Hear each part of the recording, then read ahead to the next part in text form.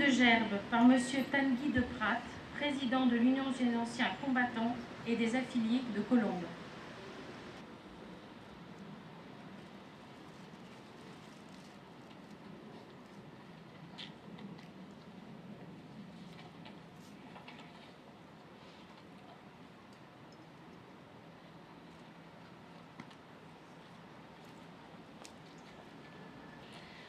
Dépôt de gerbe par Madame Nicole Guetta, maire de Colombes, vice-présidente du conseil départemental des Hauts-de-Seine, chevalier de la Légion d'honneur, et par Monsieur Sébastien Perrotel, conseiller départemental des Hauts-de-Seine, adjoint au maire.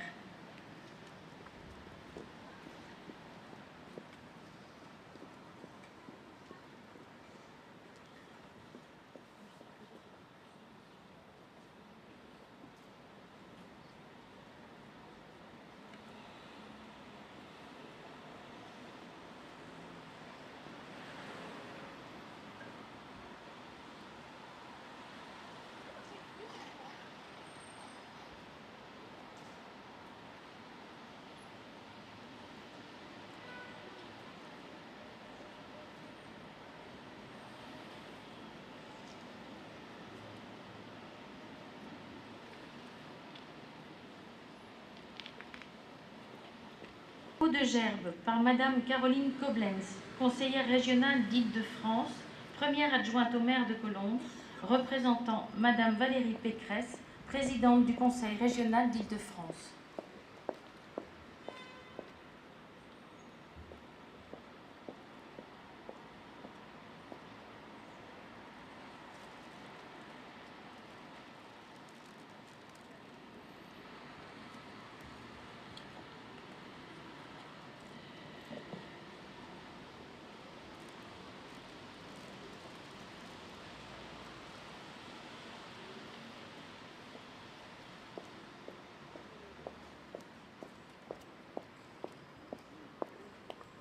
Dépôt de gerbe par Madame Chantal Barthélemy-Ruiz et Madame Fatoumata Sow, conseillère municipale, pour Monsieur Xavier Iacovelli, sénateur des Hauts-de-Seine.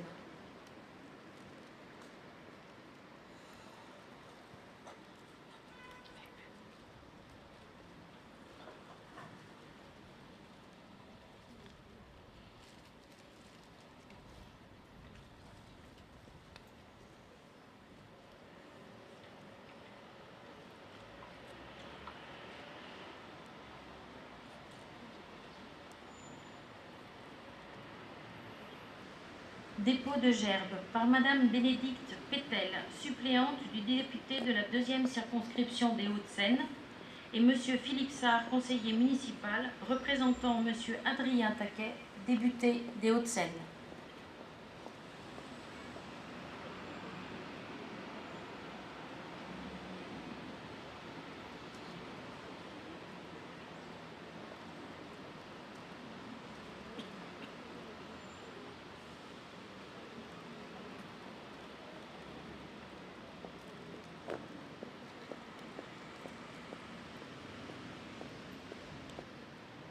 Dépôt de gerbe par Madame Elsa Fossillon, députée des Hauts-de-Seine, conseillère départementale.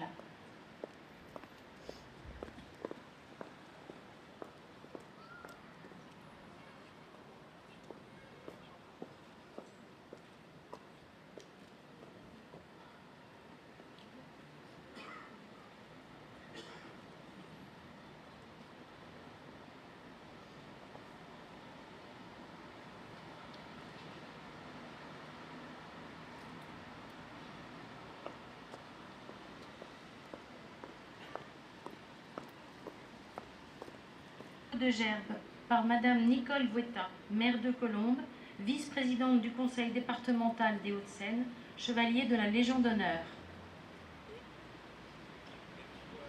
Et Monsieur Boer, conseiller municipal.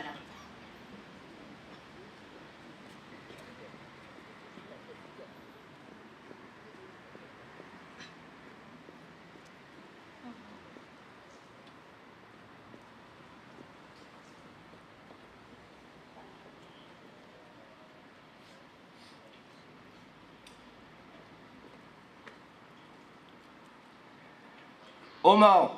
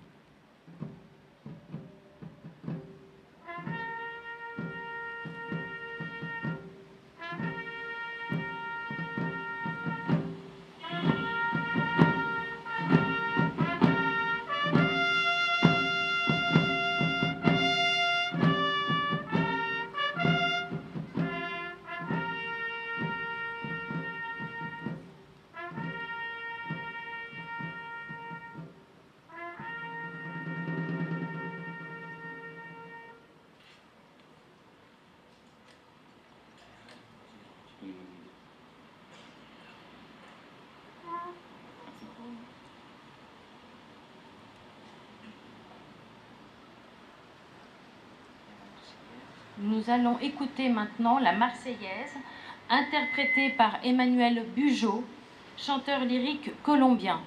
Nous vous remercions pour votre interprétation. Allons, enfants de la patrie, le jour de gloire est arrivé. Au bout de la tyrannie, l'étendard sanglant élevé, l'étendard sanglant élevé. Entendez-vous dans nos campagnes mugir ces féroces soldats? Ils viennent jusque dans nos bois, égorger nos fils et nos campagnes. Aux armes, citoyens, formez vos bataillons. Marchons, marchons, d'un sang impur, abreuve nos sillons. Repos. Ouvrez le banc.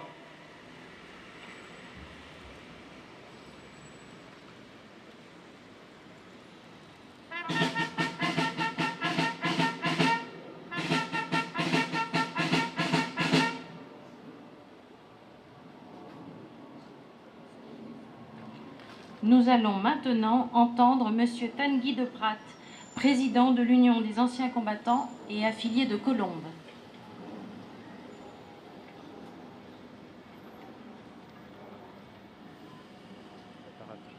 Communiqué du Grand Quartier Général de l'armée française le 11 novembre 1918. Au 52e mois d'une guerre sans précédent dans l'histoire, l'armée française, avec l'aide de ses alliés, a consommé la défaite de l'ennemi. Nos troupes, animées du plus pur esprit de sacrifice, donnant pendant 4 années de combats ininterrompus l'exemple d'une sublime endurance et d'un héroïsme quotidien, ont rempli la tâche que leur avait confiée la patrie.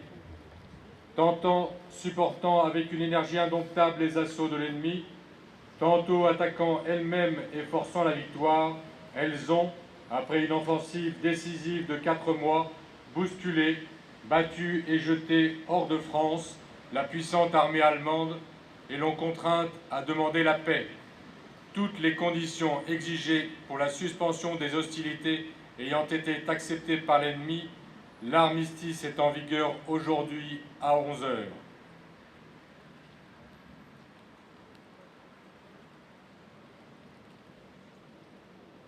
Nous avons l'habitude de dire que la guerre de 1914-1918 est la Première Guerre mondiale. Elle fut déclenchée après l'assassinat de l'archiduc d'Autriche, François Ferdinand, et de sa femme Sophie Chotek, le 28 juin 1914 à Sarajevo. Le 4 août, l'Allemagne déclare la guerre à la France et envahit le Luxembourg et la Belgique, toutes deux neutres. L'Angleterre entre en conflit aux côtés de la France. Rapidement, l'Allemagne envahit le nord de notre pays et contourne Paris. C'est la bataille de la Marne et l'épisode des fameux taxis imaginés par le général Gallieni après ce que l'on appelle la guerre des tranchées. Le fond de la tranchée est en terre, si bien que lorsqu'il pleut, cela devient vite un bourbier. Au-dessus, on trouve le remblai, fait avec la terre des tranchées. Nous trouvons ensuite les réseaux de fils de fer barbelés. Les soldats vivent dans un enfer. Ils dorment à même le sol, pataugent dans la boue. Ils mangent quand ils peuvent et ils ont souvent très froid. Ils n'ont pas de sanitaire. L'odeur suffocante des morts que l'on n'a pas pu aller chercher et qui pourrissent sur place est insupportable. La peste du poilu, la poux et la peur, celle d'être enseveli vivant, sont le quotidien de nos soldats. On ne peut évoquer la guerre 14-18 sans parler du très lourd bilan de ce conflit. 70 nations ont participé, 10 millions de morts, 21 millions de blessés, 7 700 000 disparus ou prisonniers. La France compte 1 400 000 morts, 740 000 invalides, 3 millions de blessés, des centaines de milliers de veuves et d'orphelins. Voilà le triste et lourd bilan de ce conflit appelé la Grande Guerre. Verdun, où périrent 378 000 Français et 323 000 Allemands broyés, amputés, infirmes, représentait la fleur de notre jeunesse. Elle a été fauchée, cette jeunesse, et l'espoir a disparu. À Colombes, 130 Colombiens sont morts pour la France. Hier soir, une veillée organisée par l'Union des anciens combattants et affiliés de Colombes, avec la présence de M. Arnold de Boer, a devant le monument aux morts tenu à saluer la mémoire des soldats de la Première Guerre mondiale et lu des lettres de Poilu et les différents journaux de marche de 1914 à 1917. Le témoignage a été surtout porté par la présence de nombreux porte-drapeaux et notamment des enfants de l'école de Jeanne d'Arc, dont je salue ici la présence. Ce matin, accompagné d'Arnold de Boer, conseiller municipal, nous sommes allés au cimetière Gabriel Péri rendre hommage à ces héros de Colombes en déposant sur chacune des tombes un bouquet de fleurs. Chaque famille a souffert dans ses chairs et sait quelle boucherie était le front. Des témoignages, des lettres l'attestent. Nos braves soldats avaient tout à fait conscience de défendre notre pays contre une redoutable invasion allemande. Ils savaient qu'ils se battaient pour la France. Parmi eux se battaient 430 000 soldats venus de notre empire colonial pour défendre l'Hexagone. Ne les oublions pas. Tous subissaient le pillonnage effrayant et incessant de l'artillerie ennemie et amie parfois. L'emploi des gaz, comme le fameux gaz moutarde ou hypérite, lors de la bataille de Verdun. Les obus au chlore allemands furent remplacés par des obus au phosgène dont la nocivité accrue provoquait un traumatisme auprès des poilus, témoins des atroces agonies de leurs camarades. Un bon nombre d'entre eux disparaîtront après 1918, jusque dans les années 30 de ces maladies. Il ne faut pas oublier qu'à cette époque, le recrutement se faisait également par région, ce qui fait que les soldats se connaissaient et parfois habitaient le même village, d'où une camaraderie renforcée. C'était pour la plupart des camarades de classe. Nos soldats, au début de ce conflit, ne disposaient pas de masques à gaz. Il a fallu inventer des masques sortis de l'imagination de chacun pour se protéger, mais qui offraient une très faible protection. On ne peut rester insensible à cette souffrance, à ces sacrifices consentis pour chasser l'envahisseur hors de France. Si nous commémorons aujourd'hui le 99e anniversaire de la fin de la Première Guerre, nous entrons aussi dans la 103e année du début de ce conflit. Depuis 2014, de nombreuses évocations nationales, départementales ou locales, durant ces 4 années, sont organisées afin de commémorer le premier conflit mondial. Les anciens combattants de Colombes ont, depuis quelques années déjà, commencé à réunir des souvenirs de toutes les guerres qui sont exposés dans votre maison du combattant, à Colombes. Nous recherchons toujours des objets, des lettres et autres souvenirs afin justement de pouvoir les exposer aux plus jeunes. Savoir préparer la relève, c'est ce que nous essayons de faire inlassablement, avec l'aide de la municipalité bien sûr, des écoles avec leurs professeurs, dont je salue ici encore une fois la présence des gens de l'école Jeanne d'Arc, dans la présence de M. Belleuvre, les associations d'anciens combattants et également les associations patriotiques. les poilus nous ont appris à lutter, à réagir, à ne rien lâcher, à ne pas subir quand il s'agit de défendre notre pays. Nous le savons, mais il faut le transmettre aux générations suivantes. Voici le but de nos actions. Nos jeunes apprennent vite, ils sont notre relève. Je vous remercie pour votre attention et votre présence. Message de la secrétaire d'État auprès de la ministre des Armées.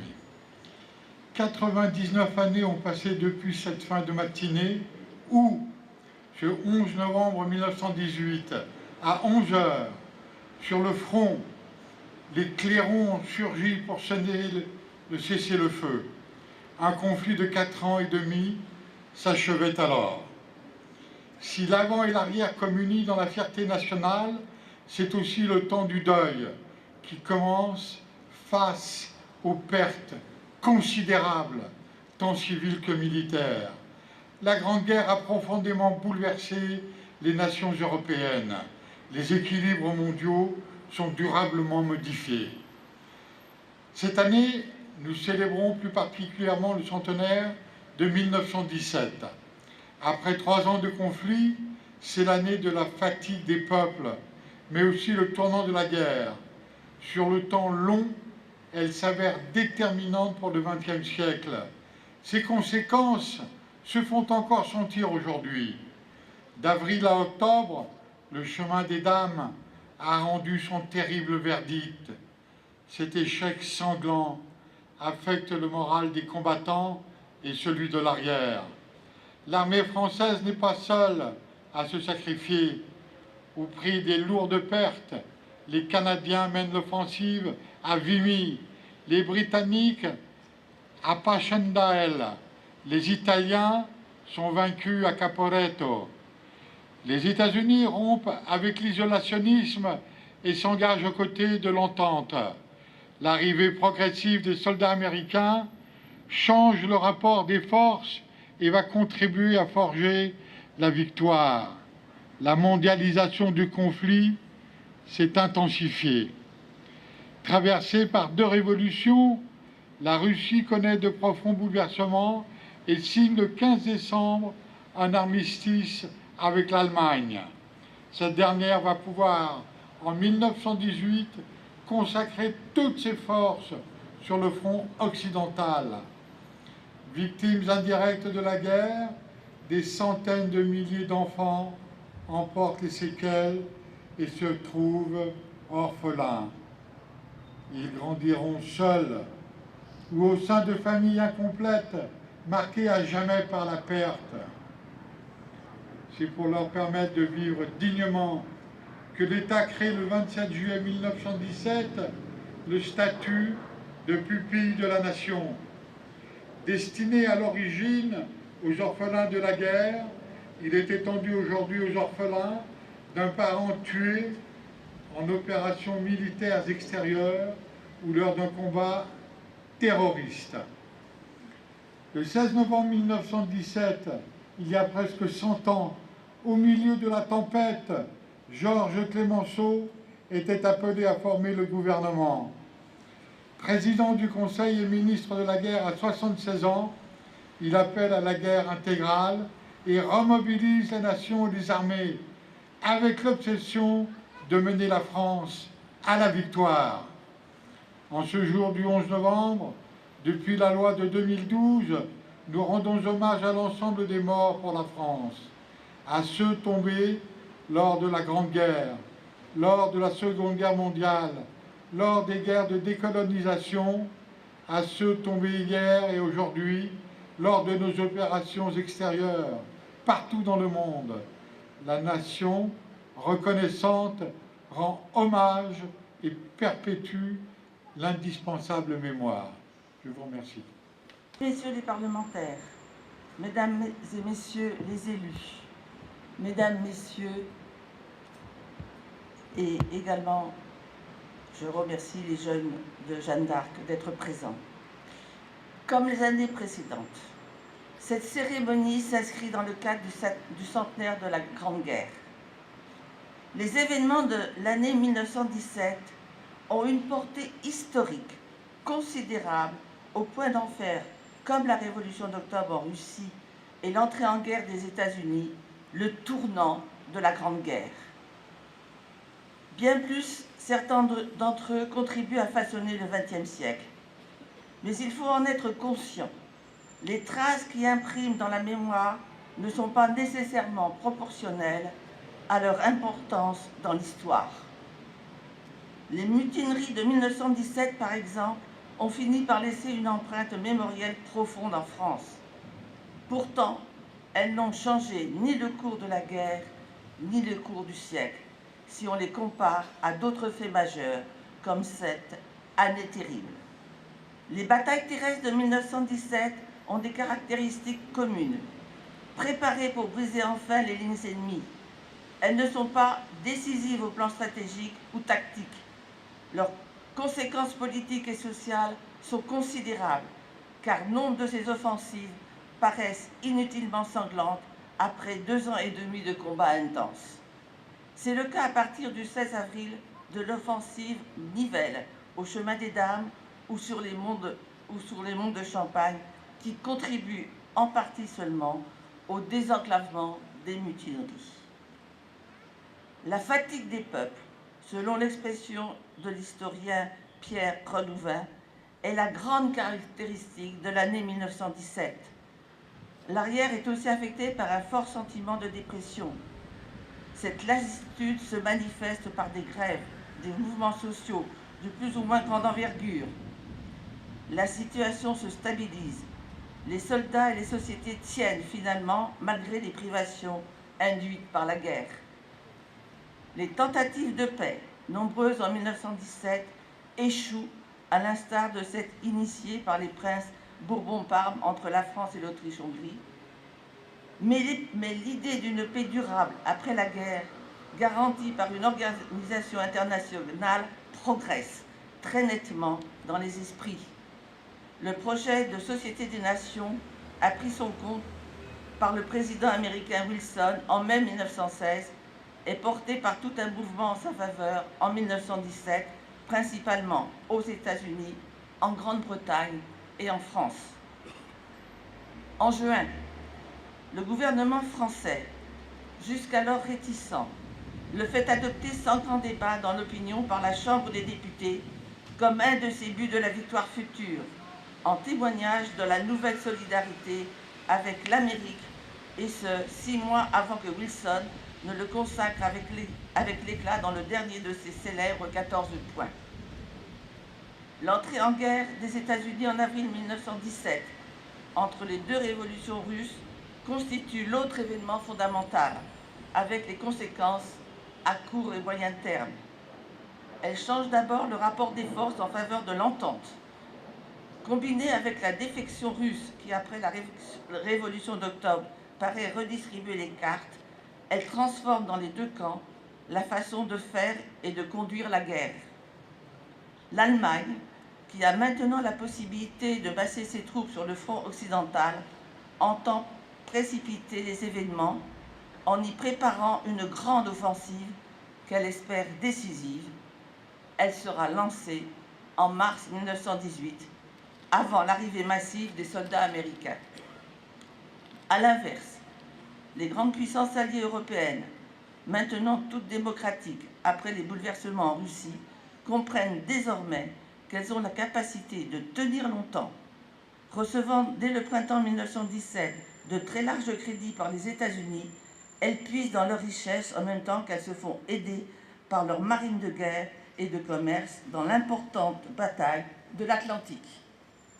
Mais si elles s'inquiètent de la lenteur de leurs amis du Nouveau Monde à devenir opérationnels sur le front, elles savent pouvoir compter dans quelques mois sur leur renfort qui leur donnera une nette supériorité en hommes et en matériel. Elles espèrent beaucoup aussi de la production d'une nouvelle arme. « J'attends les chars et les Américains », la célèbre phrase du général Pétain en décembre 1917 illustre l'intérêt des démocraties de ne pas brusquer les choses. Quant à l'effet durable de l'entrée en guerre de l'Amérique, c'est le gain de sa suprématie commerciale, maritime, financière et culturelle qui s'ajoute à la prépondérance industrielle acquise dans les années 1890. C'est son application dans les affaires du monde qu'il faut qu'elle soit moindre de 1921 à 1941, ouvre un long XXe siècle américain. La vieille question d'Orient change de configuration avec la déclaration Balfour.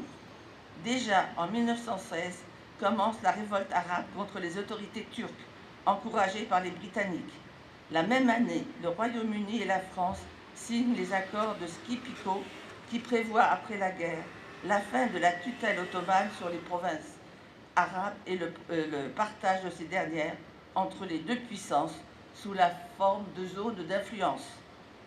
En 1917, l'événement important est la lettre publique adressée le 2 novembre par le secrétaire britannique aux Affaires étrangères Arthur Balfour à Lord Rothschild, annonçant que son gouvernement envisage favorablement l'établissement en Palestine d'un foyer national pour le peuple juif.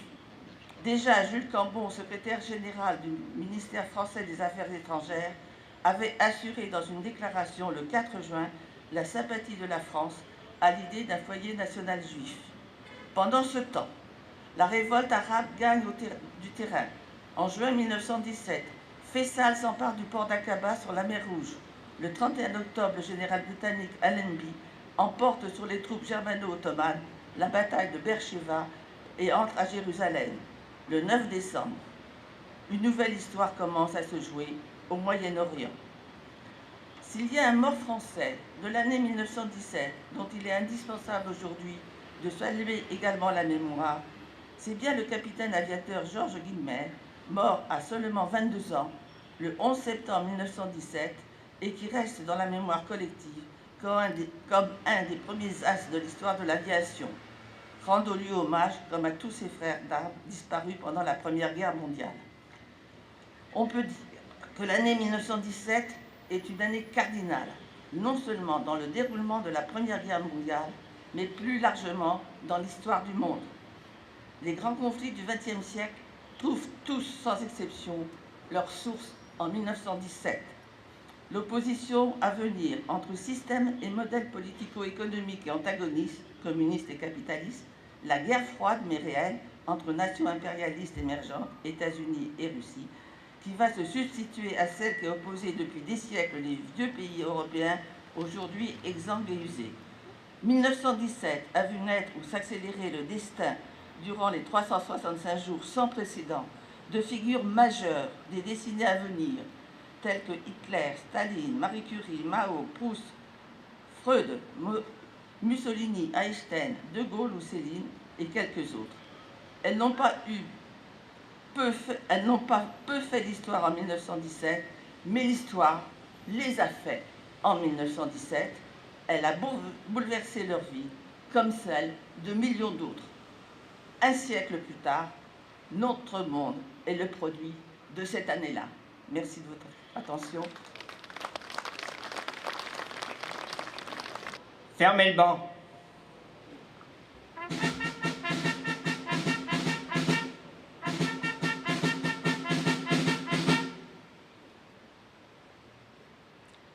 Le cortège va maintenant pouvoir se reformer.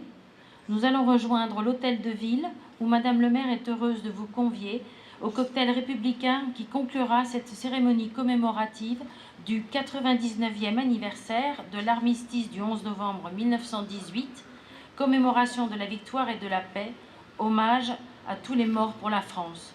Nous vous remercions pour votre présence.